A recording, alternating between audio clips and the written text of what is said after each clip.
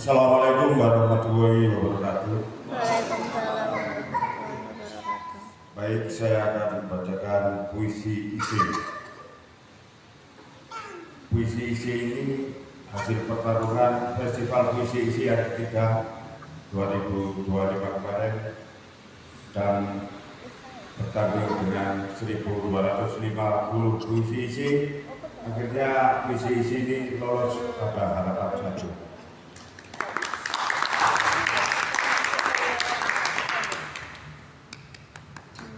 Puisi isi. Bencana Sumatera, Orkes Kelam Negara yang Lamban.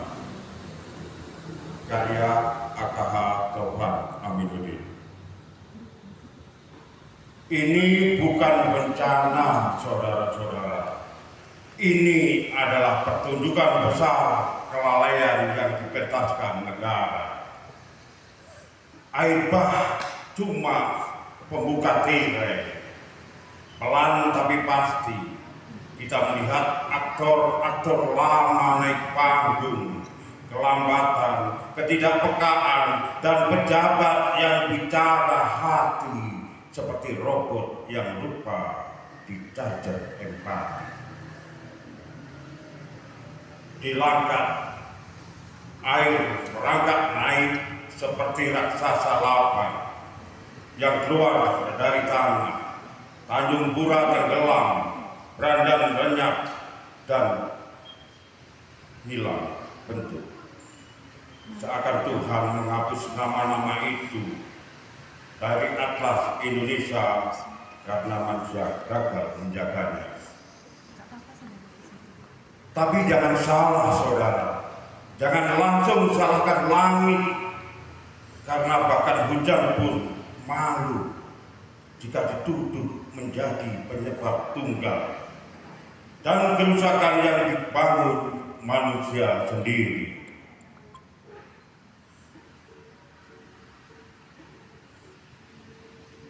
Bukit-bukit botak itu runtuh seperti moral pejabat yang menurun pelan-pelan.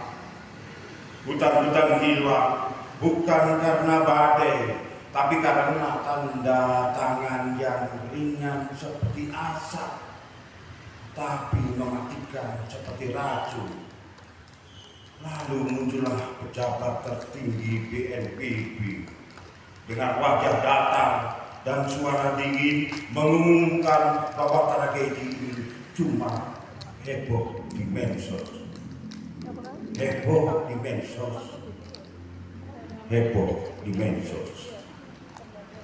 Saudara-saudara, ucapan itu lebih tajam daripada puing, lebih ganas daripada arus sungai, lebih melukai daripada batu runtuh, karena rakyat di jam yang sama mencari anak mereka dengan tangan telanjang, menggali lumpur, memanggil nama-nama yang tak lagi menjawab.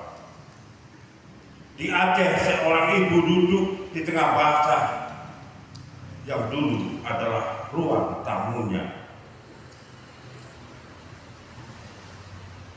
Ia tidak bertanya tentang teori mitigasi atau early system atau rapat koordinasi lintas lembaga. Ia hanya bertanya sederhana, kenapa negara datang terakhir? Dari pertanyaan itu menampar wajah kekuasaan lebih keras daripada hujan yang turun. Wajah pejabat negara. Apa kalian pikir rakyat bodoh? Apa kalian kira banjir itu datang karena hujan yang kebetulan ganas? Tidak, saudara. Ini bukan kebetulan. Ini adalah mata protes alam atau pengkhianatan manusia. Ini bukan musibah. Ini adalah pembalasan ekologis dari hutan yang dipaksa telanjang, dari sungai yang dicekik bangunan, dari bukit yang digunduli oleh ambisi.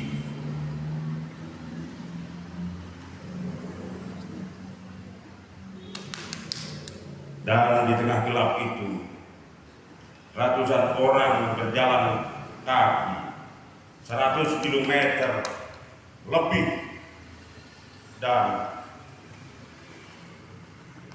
meriah tempat makam Taman Minum dengan kaki telanjang dan perut bering.